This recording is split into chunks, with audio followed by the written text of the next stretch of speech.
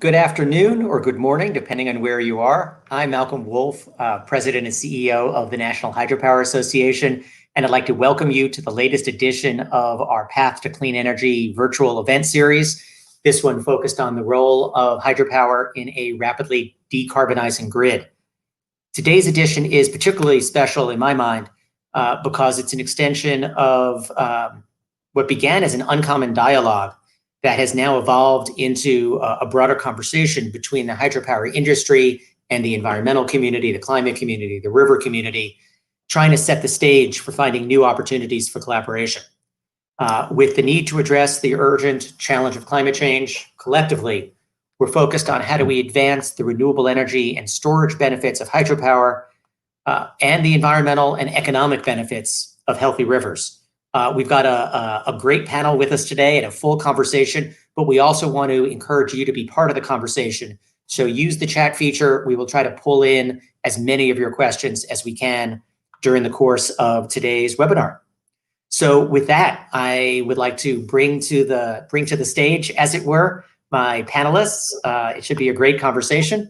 We are joined with Bob Irvin, who is president of American Rivers, Dan Riker, who is a senior research scholar with the Stanford Woods Institute of the Environment, and Steve Klemmer, director of energy research and analysis from the Union of Concerned Scientists. Thanks to all of you for joining us for this important conversation. So with only an hour for this conversation, I'm just going to jump right in. As I mentioned earlier, our efforts on collaboration resulted in this joint statement of collaboration on hydropower, which we released, I guess it's been over a month ago. I guess we released it in October. It's not every day that we get the hydropower industry together with American Rivers and Union of Concerned Scientists and other environmental groups on the same page, literally on the same page, on the same document, let alone trying to convert that document into action and trying to kind of change the stalemate that we found ourselves in for several generations. So Dan, let me start with you. Getting here was a 2.5-year long process that was facilitated by you under Stanford University's Uncommon Dialogue process. Talk about how this started. Well, thanks, Malcolm, and thanks to your team for organizing this really timely event. And I also want to say hello to my fellow panelists and friends, Bob Irvin and Steve Klemmer. So I wouldn't normally spend time describing my background, but it's relevant to actually how we got here today. So years ago, I developed a passion for rivers as part of a National Geographic sponsored expedition that was the first to navigate the 1,888-mile Rio Grande from source to sea, and later the first to kayak the Great Gorges of the Yangtze before the Three Gorges Dam was built. Current Ohio Senator Rob Portman was actually on both of those expeditions. In the Clinton administration, I was Assistant Secretary of Energy for Efficiency and Renewables, where hydro was a piece of our portfolio. And then I was later Director of Climate and Energy at Google, where we worked on a host of advanced energy technologies and also looked at the larger US energy picture, including hydro. At Stanford, I launched a new center at the business and law schools where we developed ideas that were at the intersection of policy and finance to advance clean energy. And one of our studies, funded by DOE, looked at how China had come to dominate the global solar industry. And one finding that struck me was how the low-cost electricity produced by the Three Gorges Dam on the Yangtze River was a factor in the explosive growth of solar manufacturing in the lower Yangtze River Delta, where a significant percentage of global PV panels are made. Around the same time, I became a board member of American Rivers, the nation's leading river conservation group. All of these experiences began to coalesce in my thinking around the question of how hydropower fits into an aggressive US climate agenda and a hard-hitting river conservation imperative. With the leadership of the Stanford Woods Institute for the Environment and its Uncommon Dialogue project, we decided to launch the process that led to the October agreement we're discussing today. The New York Times wrote a piece on the agreement headlined, quote, "Environmentalists and dam operators at war for years start making peace." In that article, I said that neither side benefited from the current deadlock over hydro. The regulatory disputes around dam upgrades have made it harder for the hydropower industry to attract investment, while environmentalists have so far made only slow progress in removing dams. I told the Times reporter that this was not the first time, however, that this sort of dialogue had been tried in the US. A number of years ago, industry and environmental groups got together, but it did not succeed. The reporter asked me what was different this time around, and in the article I'm quoted as follows: "What's different now is climate change. The industry has realized it can prosper by offering an important solution to the climate crisis, and the conservation community has realized that global warming is the biggest threat faced by the rivers they love. If rising temperatures fry or flood a river, then what have we really accomplished?" With that context, we launched the dialogue entitled Hydropower, Climate Solution and Conservation Challenge. And with that, I'll turn things back to Malcolm. Thanks, Dan, and really thanks to your vision for encouraging the two sides to get together. And I think it's fair to say you've been like a dog with a bone in terms of keeping us together and pushing us to overcome some of the historic distrust that both communities frankly had. So before I ask Bob and Steve kind of what brought their organizations to the table, let me just share how I see why kind of the hydro industry came to the table. From the hydro industry perspective, I think there were really three drivers. The first, as you said, Dan, was climate.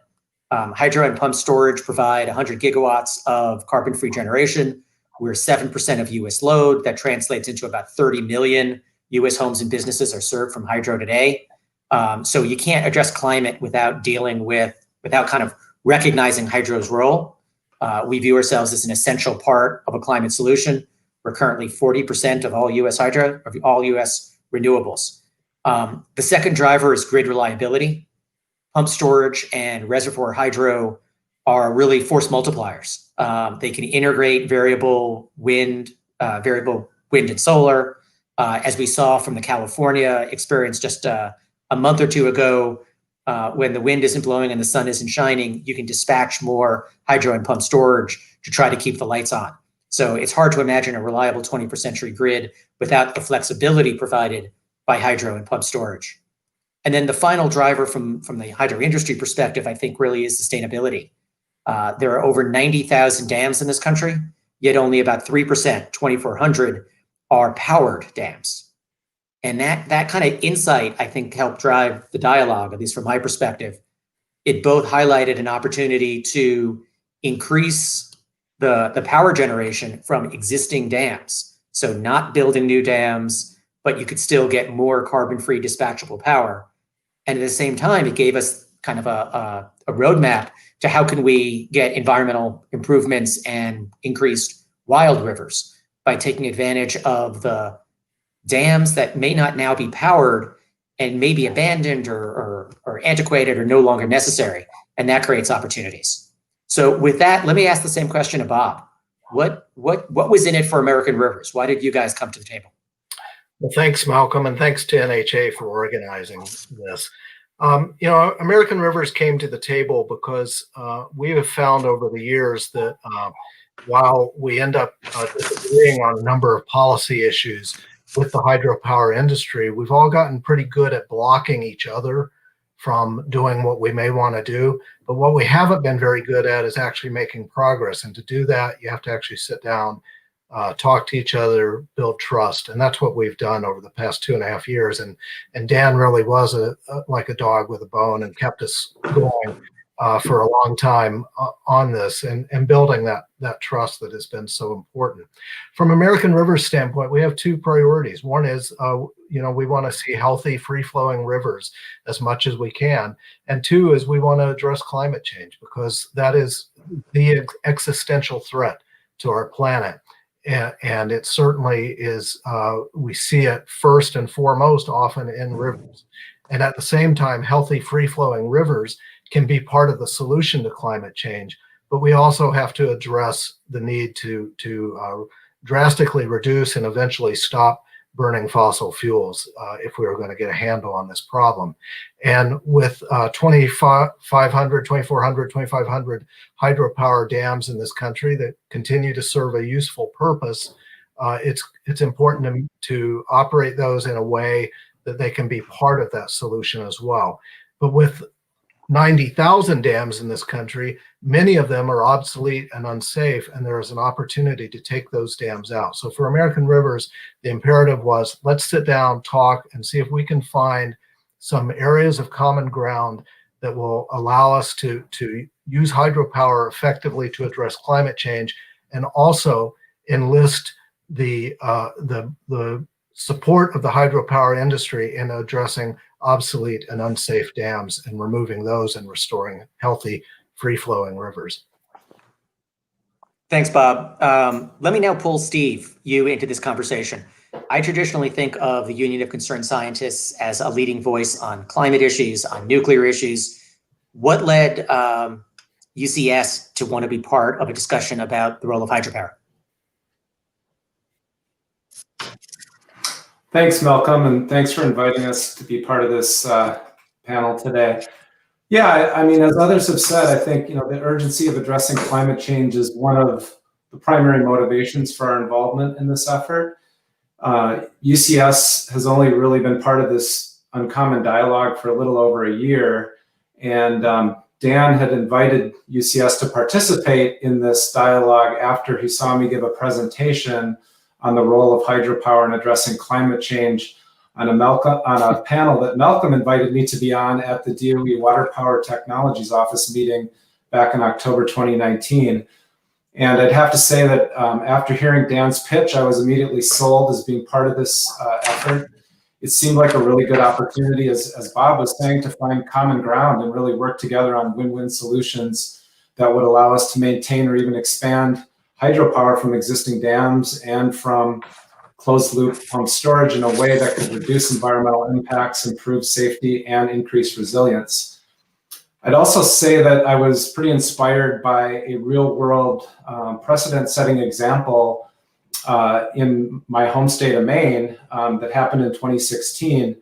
This involved the Maine's Penobscot River, where the Penobscot Nation and the hydro industry, environmentalists, and other governmental agencies agreed on a basin scale project that resulted in the removal of a few dams, while at the same time retrofitting and rehabilitating other dams on the river that slightly increased hydropower capacity.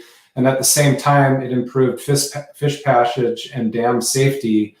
So it was really a win-win solution. In addition to recognizing the role hydro can play in addressing climate change, UCS is also very committed to reducing hydro's environmental footprint. We have been on the board of the Low Impact Hydro Institute for more than a decade. For those of you that don't know about LIHI, they were part of this dialogue as well, but it's a nationally recognized independent nonprofit organization that is dedicated to reducing impacts, environmental and social impacts of hydro generation by creating a credible and transparent standard that consumers can use in evaluating hydropower. So we see that as an important part of this dialogue and discussion as well. Thanks. Thanks, Dave. All right, so we've talked about kind of setting the stage. Now let's shift gears and focus on what the agreement actually says. It really is a starting place for us to build on together between the industry and the environmental and river community. Unless you've got the agreement in front of you, which you can download from NHA's website or the Stanford website, let me just kind of level set and remind folks as to who was around the table. We obviously couldn't have everybody, but it was a pretty diverse array of participants. There were a whole host of of industry representatives. So NHA was at the table, as was the National Hydropower Foundation, and there we go. A whole host of industry groups. Likewise, there were a whole host of environmental and river community representatives as well. WWF, Hydropower Reform Coalition. These were parties, and actually in participating in the agreement was the Nature Conservancy and a number of other groups as well. So we had a lot of different perspectives, as well as our conveners and some government observers, Department of Energy and Corps of Engineers, participated as an observer in the conversation. So with all of that as context of who was there, Bob, let me maybe turn it over to you. Could you describe what the parties agreed to? And I'm focusing here really on the 3 R's of what became the heart of the conversation. I think Dan was actually going to describe the 3 R's. Dan, go for it. All right. Well, the 3 R's is a convenient way to kind of understand where we ended up in terms of the practical implementation of what might come from this agreement. And those are rehabilitating dams to improve their safety and environmental performance, retrofitting dams to either replace old hydro turbine generators with new ones, or powering non-powered dams, or develop pump storage at existing dams. And the third is removal, taking dams down that no longer make sense from an environmental safety or economic standpoint, where the numbers just don't add up. So the 3 R's are the practical manifestation of this agreement. They allowed all the parties to say, all right, let's say if we actually reached an agreement, what does that mean for the 90,000 dams in the US? And the answer is those 90,000 dams, the steps that can be taken are reflected in those 3 R's again: rehabilitation, retrofit, and removal.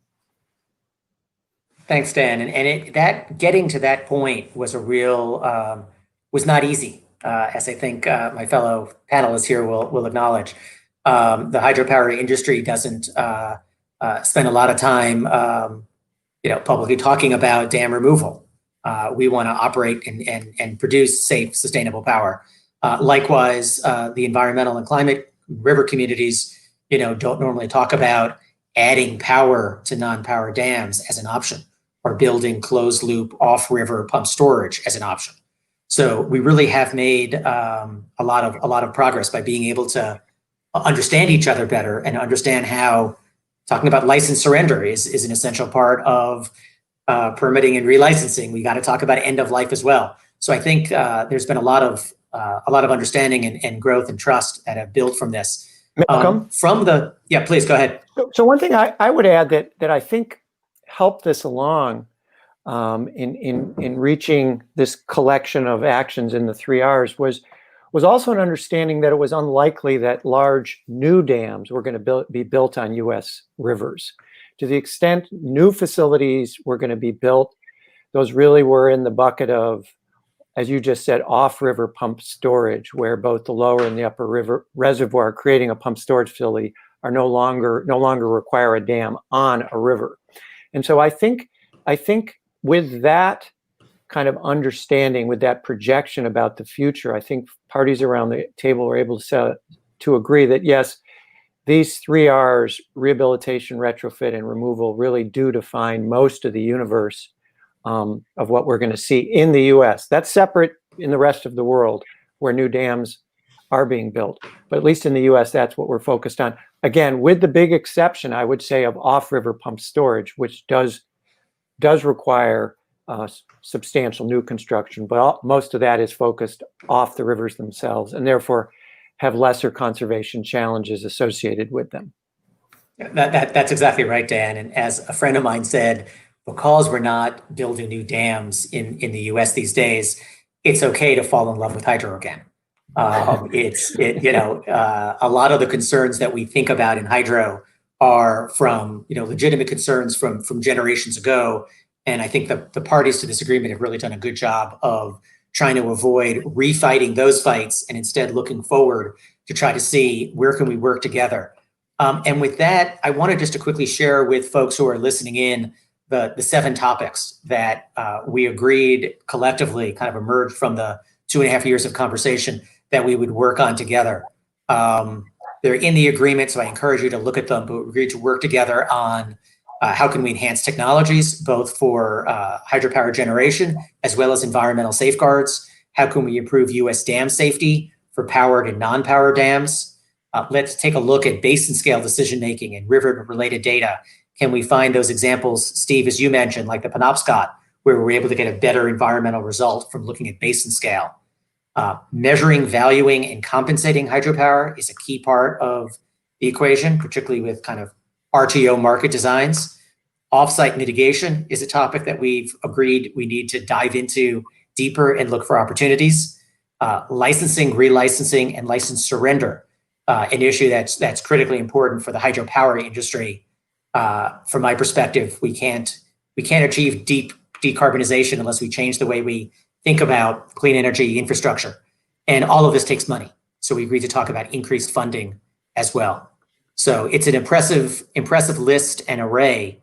Let me ask, we didn't prioritize very consciously among these 7 because different groups had different priorities. But maybe you could ask both Bob, you, and Steve, are there 2 or 3 of these that are kind of top of the list for you guys? What jumps to the top? Sure. I mean, obviously for American Rivers, we are very interested in how can we promote removal of obsolete and unsafe dams. And I want to be clear about that because I often get asked, is American Rivers against all dams? And while we certainly don't want to see any new dam construction in this country, because with 90,000 dams, we've got plenty of dams. But we recognize that in many places in the country, and particularly in the hydropower industry, dams continue to serve a useful purpose. And in those cases, what we want to do is work to make the operation of those dams to minimize the harm to rivers from those dams, and also through the agreement to maximize their value in addressing a low carbon energy future to address climate change. But with all of that, there are plenty of opportunities to remove obsolete and unsafe dams in this country. In the last 30 years, we've taken out a little more than 1,400 dams, which is great. And we're seeing an increase every year in the number of dams that are coming out. But if you do the math and you realize that you've got 80,000 dams in this country that are potential candidates for removal, it's going to be a long time before we get all those out, even at the pace, at the increasing pace. So we want to ramp that up dramatically going forward, so that's important, and that's where the dam safety part comes in. We all have an interest in having safe dams, just as human beings, and for the safety of our communities and all of that. But we also, from I think from the hydropower industry's viewpoint, there is an interest in not being sort of tarred by the bad actors. So when there is a dam failure, people don't stop to say, was that a hydro dam or some other dam? They just think of it as a dam. And so weeding those out, making sure those dams are safe, or in some cases come out because they ought to, is an important thing. And what we've seen from American River's standpoint is when we focus on dam safety, and in particular when people recognize the cost and potential liability of ensuring that dams are safe, then they begin to consider the option of actually taking the dams out because it makes more sense economically for the dam owners and operators. So that's part of the equation as well. And so again, I think what has been so important about this dialogue is a recognition of common interests. And even as you mentioned, Malcolm, in terms of licensing reform, the industry has interest in having a more efficient and effective licensing process. And the environmental community working on river conservation also has an interest in having a more efficient and effective process for decommissioning dams. And that is a delicensing process, if you will. And so I think that there are areas of common ground there where we can make progress as well. So on that theme, Dan, maybe I could ask you to talk a little bit about next steps. We've got these 7 work groups or seven topics. What's next? So when we reached the agreement in mid-October, we gave ourselves a couple of months to kind of develop phase 2, the action-oriented part of this. We know what the areas are that we've agreed to work on.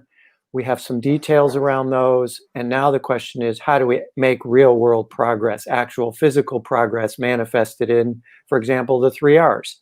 So we're in a process right now developing basically action plans for each of these 7 areas. So one example, we've already kicked off an important conversation with the the 50 state dam safety offices represented by the Association of State Dam Safety Officials. They very much want to be at the table as part of phase 2 as we take our core group and expand it. We've engaged much more heavily recently with tribal nations. They very much want to be at the table in these various areas that we've outlined and help us work through this. So we've taken this group of 20 or so people at the table, and focus area by focus area, we're building out working groups for each of those 7 areas. Those working groups are going to be very different from each other. We really have said to people, raise your hand if you want to be part of them, rather than trying to push who we think ought to be involved, because ultimately success is really going to be people rolling up their sleeves and willing to dive in and get some things done. So I'm hopeful that another 4 or 5 weeks from now, we're going to have a pretty well put together approach to phase 2. Again, organized around these seven areas, and then I'm hopeful that a year from then we'll actually be showing some real progress. And I'm modestly optimistic. I think there will be varying levels of progress across the 7 areas. We know dam safety is very much on people's minds, and so I think that one is going to move out smartly. But the one about funding, the opportunity there is to do something that I think is, to be honest, challenging, and that is to get the hydropower industry and the river conservation community and others to sit down and agree that here are some areas where we might pursue joint funding, on Capitol Hill, for example, of the 3 Rs. Could we actually pull that off? Before I turn things back, I want to give you one quick example. There is a good analogy of this that's underway in Washington, D.C. right now, and that is in the carbon capture industry, where the environmental community and even coal companies are now at the table agreeing that there are some areas they can agree on where they think Congress and a new administration ought to fund that work in carbon capture. A very broad coalition. We think we might be able to do the same between the environmental community and the hydropower industry in the U.S. on funding for the 3 Rs. Thank you again, Dan, for your vision and passion for this topic. Let me now turn to kind of the next phase of this conversation. In my mind, it's really the heart of this webinar, which is what is hydropower's role on a clean energy grid? As I mentioned earlier, hydropower and pump storage, in my mind, are essential to a 21st century grid. Hydro is 80 gigawatts of carbon-free generation. We've got another 23 gigawatts of pump storage. That's 7% of our load, 30 million households and businesses. And then it's a force multiplier, because hydro does help integrate wind and solar onto the grid as variable resources. So Steve, let me turn to you. As director of UCS's energy research program, you've studied what the grid needs to get or needs to have to achieve 100% carbon free. What's your sense of the role of hydropower in that future? Yeah, thanks, Malcolm. So, as I mentioned at the beginning, the urgency of addressing climate change is one of our primary motivations for this involvement in this effort. And as probably many people on the call know, the Intergovernmental Panel on Climate Change put out a report a few years ago about keeping temperatures below 2 degrees C and closer to 1.5 degrees.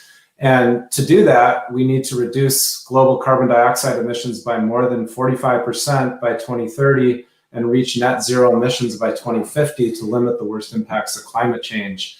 And this is going to be extremely challenging, and especially when you consider that we need to replace fossil fuels with clean electricity in the transportation, buildings, and industrial sectors to achieve reductions in those sectors as well. And while hydro does have some limited opportunities for expansion in the US, we do believe it has an important role to play in integrating wind and solar and providing increased flexibility and longer duration storage to the grid. There's been several studies out there looking at how to get to net zero emissions, and most of those studies show a very large role for wind and solar and renewables overall, but particularly wind and solar, getting up to 80 to 85% of US electricity generation by 2050. And hydro could play a very important role as we get to those higher levels of of variable renewables to help provide that flexibility and integration, as I mentioned.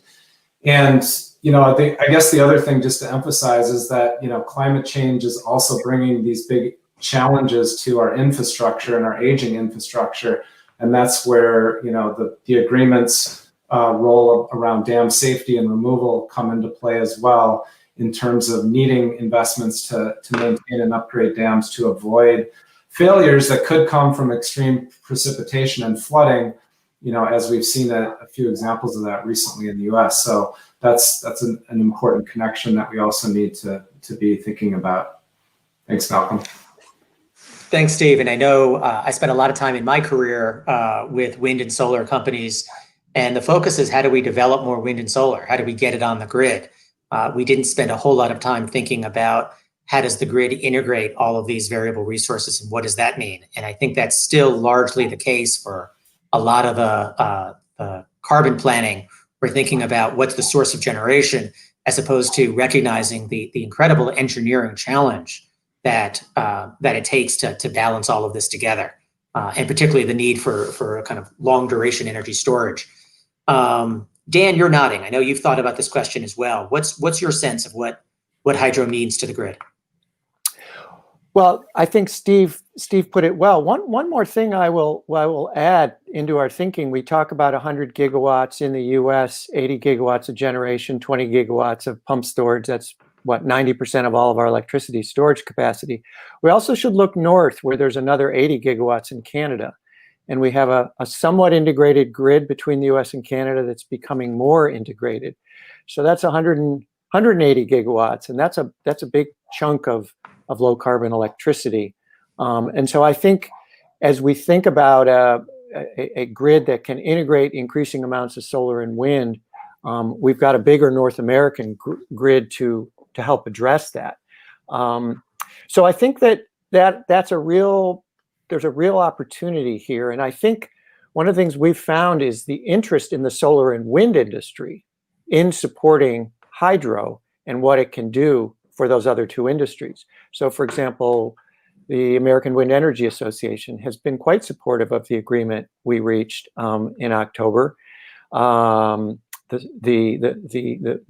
storage industry as well, understanding that pump storage, in addition to batteries, is going to be a big part of integrating those variable resources. So a combination of a North American grid, combine that with the recognition that the solar and wind industries themselves, their recognition of hydro is critical to all of this. I think you get to a very interesting place. Having said all that, there are challenges. I mean, and that's part of what this agreement is all about. There are the safety challenges. There are things that we've got to do to give people comfort that this hydropower resource that is so important in these ways can also be run safely and cost effectively, and minimize environmental impacts along the way. But I think the whole point of this multifaceted agreement is to do all those things in an integrated way. And one more thing is to do them as much as we can. And Steve Klemmer has mentioned this now a couple of times. Do this on a basin scale. I think for too often, what we've done in this country is we look at things dam by dam. This year, it's this dam that has to be relicensed. 2 years from now, we're going to have to go to a different one on that in the same basin and get that one relicensed. If more and more we can look at all of this as opportunities and challenges on a basin scale, I think a lot of better things are going to happen a lot more quickly. So that's another one of the 7 objectives in our agreement. Thanks, Dan. That's great to keep in mind, particularly the integration between the kind of the North American grid. We're increasingly seeing Canadian hydro help some states in New England meet their clean energy objectives. So that's important. I encourage folks as well, we're starting to get in some comments, so encourage you to put in your questions or comments into the chat feature. Let me actually turn to one of those right now, the question in the comment feature about derelict non-hydro dams that lack fish passage. They're in Maine, they're in other parts of the country as well. Bob, let me turn to you as we kind of move to our next segment. What's your sense on why dams should come down? How do we figure that out? What tools and programs are out there to deal with non-powered dams? Sure.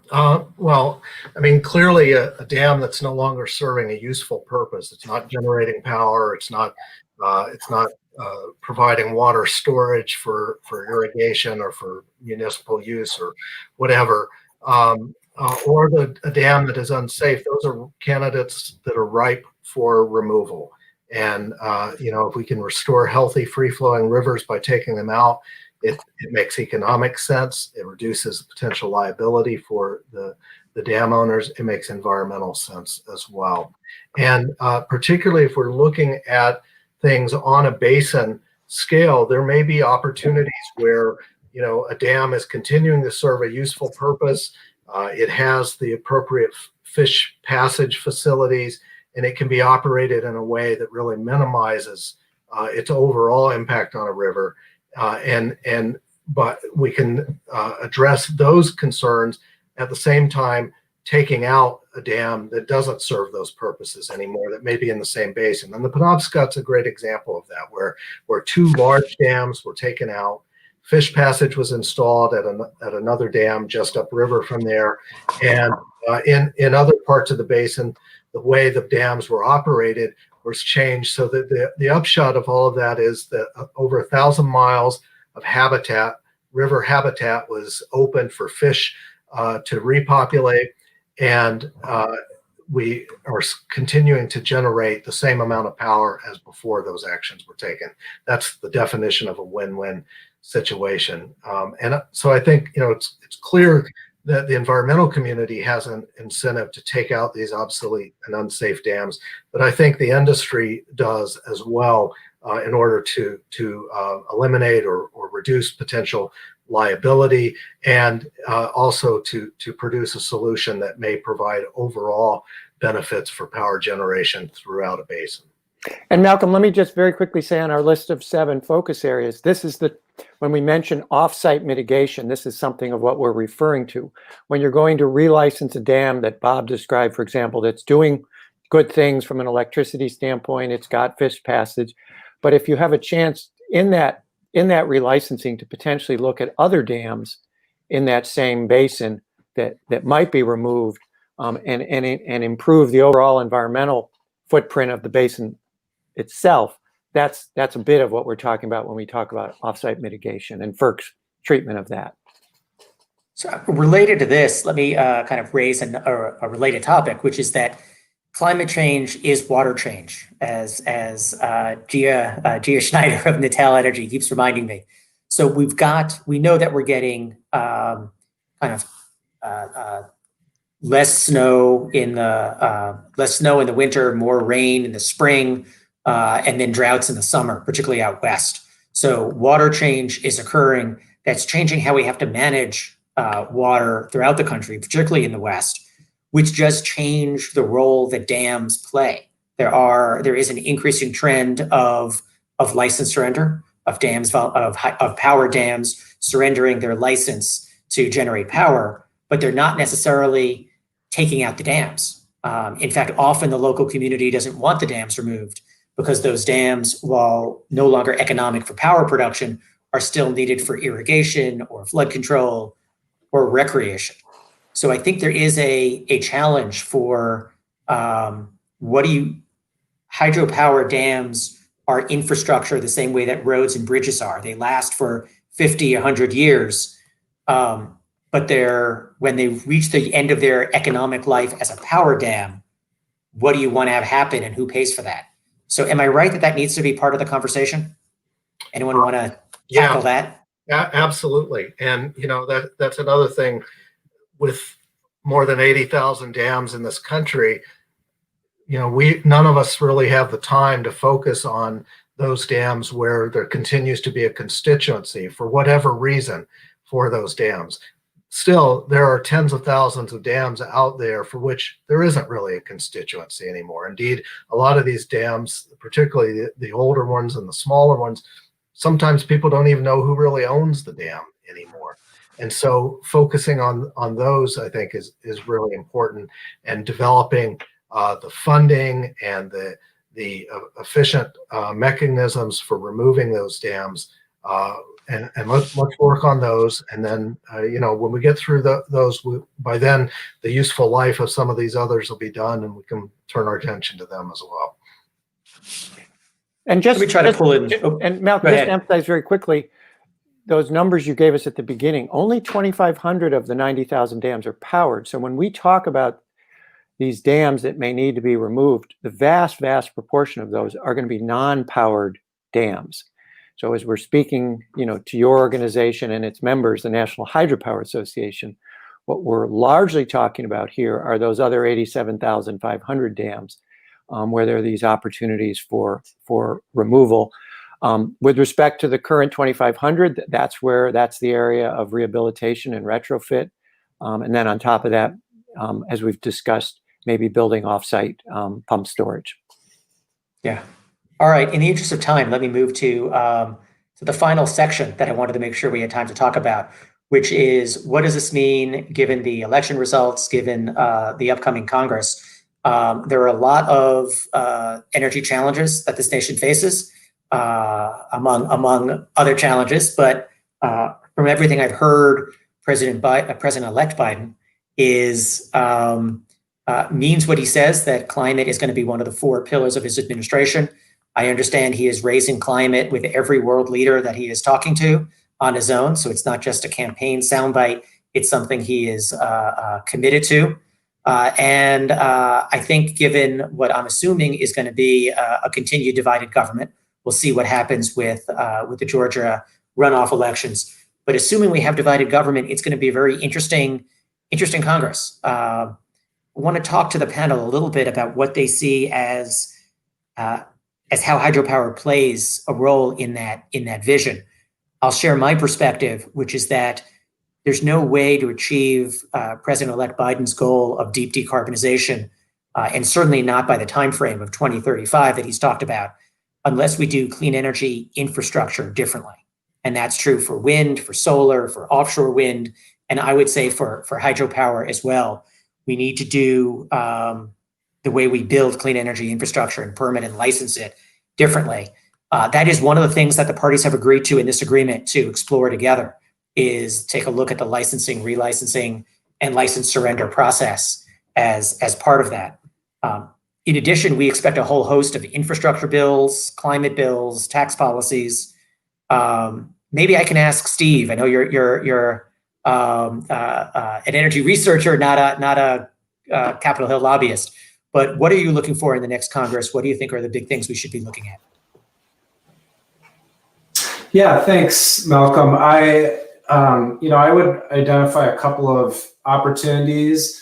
One kind of obvious one is increased R&D, which is part of this agreement as well, for advanced technologies. UCS really sees it as a critical part of a suite of policies that are going to be needed to drive innovation and lower costs of advanced technologies. And just more specifically, the U.S. was part of Mission Innovation, which was announced right during the Paris Climate Agreement, and we have the goals of Mission Innovation were to double R&D over a 5-year period. We've actually, I guess the anniversary of that 5-year period was in November of this year. The U.S. is still listed on the website for Mission Innovation, but we certainly didn't live up to that increased R&D, and I think we're pretty hopeful that a commitment like this could be pursued under a Biden administration. A second opportunity, which you mentioned, is infrastructure. I think there is some interest still in trying to move an infrastructure package, and I think hydro could be part of that. One of the proposals we've been supporting is a National Climate Bank, or it's also been called a Clean Energy and Sustainability Accelerator, that could provide funding for a lot of different things, for clean energy, for climate resilient infrastructure. And that's, as part of the agreement, we've identified that dam safety in particular is woefully underfunded. That could be an opportunity to provide some of that funding. Another, I think, really big opportunity is really both at the state and federal level is clean energy standards. Malcolm, you mentioned the 100% by 2035. President-elect Biden's targets that he put out there, a number of states have adopted 100% carbon-free electricity standards, more in the range of between 2040 and 2050. And I think hydro definitely has an important role to play in meeting those standards as well. So that those are kind of three big opportunities that we see that will be coming up in the new administration. Thanks, Steve. Those are great. And on behalf of NHA, we certainly support a more robust R&D program, and think as part of either a stimulus or a infrastructure package that could be a core part of it. When I think of infrastructure, I think of bridges and roads, and I think hydropower, the assets often last 50, 100 years. So they're just like bridges and roads, except we pay for them largely very, very differently, particularly the maintenance of those. It's not something that we can simply kind of push through a traditional congressional infrastructure bill, because government doesn't normally build these any longer. That's a prior generation. And since we're not building new dams in this country for power, maintaining the existing fleet is a challenge. And a traditional infrastructure vehicle is hard because it's privately financed, but we may be able to do things on the tax code, tax incentives for dam safety improvements or environmental improvements is one proposal that I know that NHA is looking at. Dan, what is your sense about the clean energy standard or other climate legislation? If Mitch McConnell remains majority leader, how do you see that playing out? Well, so there are various things we could do on the climate front. One would be a national carbon tax. I don't think that's very likely. We tried cap and trade a decade ago. We didn't get very far. I do think this clean energy standard, or as the president-elect calls it, an energy efficiency and clean energy standard, clean electricity standard, EECES. I do think that has some promise. We have a number of states that have moved from renewable energy standards to broader clean energy standards, where nuclear, hydro, carbon capture are now included in the 100% mix. That's number one. And number two, we actually have some pending federal clean energy standard bills on Capitol Hill as we speak. The Smith-Lujan bill, a Congresswoman DeGette and other members of the Energy and Commerce Committee introduced a bill this past summer. And we even have a bipartisan clean energy standard bill pending on Capitol Hill right now, introduced by a moderate Democrat from Oregon, Mr. Schrader, and a moderate Republican from West Virginia, Mr. DeGette. So I actually don't rule out the possibility, even in a divided Congress, that we could see something like a clean energy standard moving. And I think of the options for broadly addressing climate and doing it in a practical way and doing it on the sort of time frame that we need to, I think that's the best of the admittedly imperfect options we have. That is a clean energy standard, and hydro would obviously be in the mix on that. So I wouldn't give up on that one. Yeah, I think the clean energy proposals are really interesting. I do see the opportunity to get a bipartisan consensus of more than 50 votes. I don't know if you could get 60, but I do see the opportunity to get more than 50. And I think it's the Schrader-McKinley is the bipartisan bill. I think that's Congressman Schrader and Congressman McKinley. Right. Yeah. All right. I think we've got time to take one more question from the chat feature. And there's a really interesting one about the grid. How does the grid overcome the challenges of geographic distribution of hydro versus wind and solar? Wind and solar are all over the country, yet hydropower resources have to be focused on where the resource is. And then ask the kind of related question, is there a role for hydrogen production to move energy? And I think that's a great question. And it's certainly true that there's a need for integration throughout the grid, and hydropower can play a role in that, but we don't have the same flexibility as some of those resources because of the geographic nature of it. That overlooks one key area, which is conduit hydro and small hydro. There really is most of the water in this country that's used for irrigation and for drinking water moves through conduits and irrigation of some kind.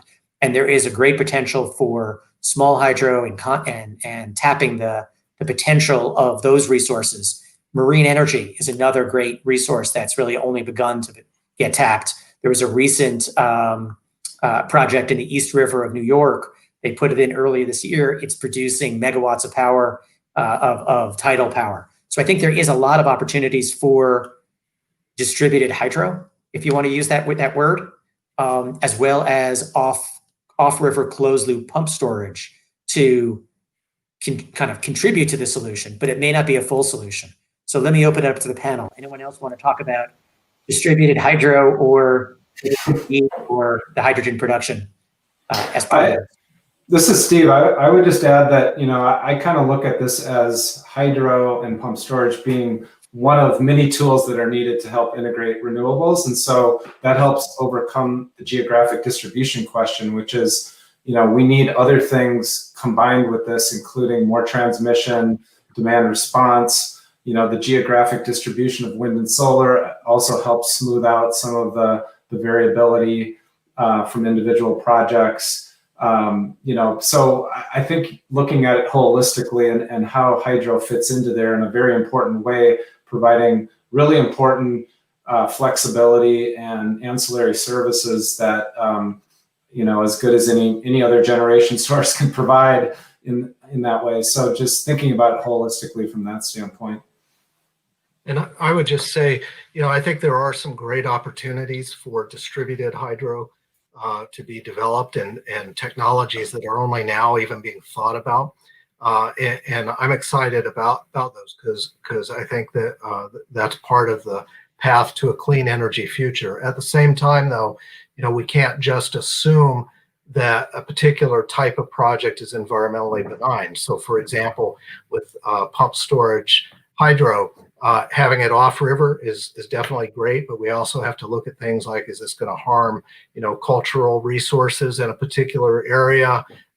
What is the overall carbon footprint of this project in terms of all the materials that go into building it and all of that? And all of that has to be weighed against the climate benefits, just like we would do with any other project. And so I think that there's great potential, but we can't paint everything with a broad brush.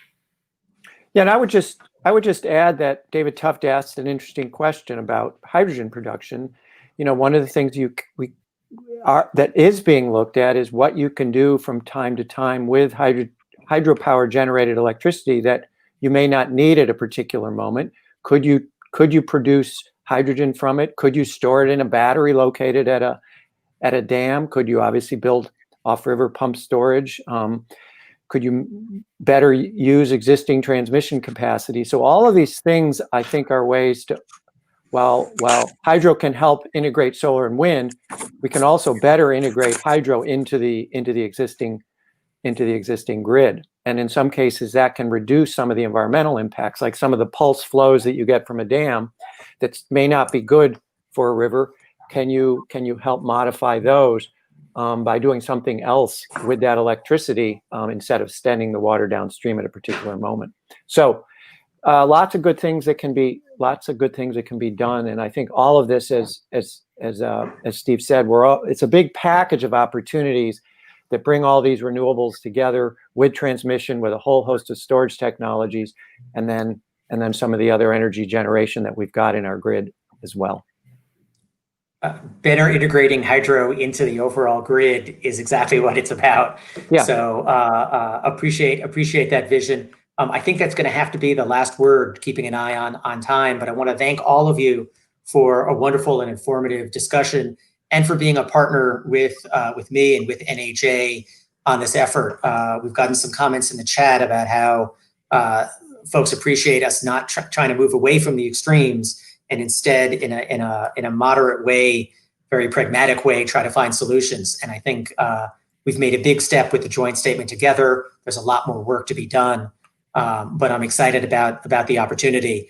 The joint statement really marks the beginning of the overdue dialogue, and we look forward to continuing to make progress. Let me shift here for just a moment for what's next on NHA's horizon. Quick couple events that I want to plug. Again, thank you to Dan and Steve and Bob, I'm sorry, for joining us today. Before we go, couple events.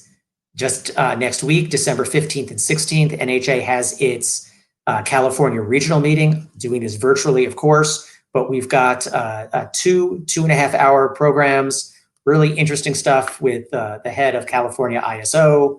What does this mean for markets? What does the evolving grid mean on a lot of the regulatory proposals and dam safety proposals?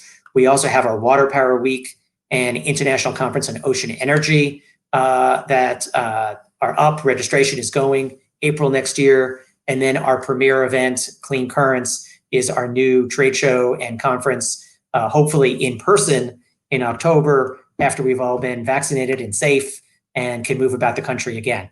So thank you, everyone. Again, thanks the participants, Bob, Steve, and Dan. Really appreciate all of your work and joining us today. With that, I will say thank you, everyone, and have a wonderful day.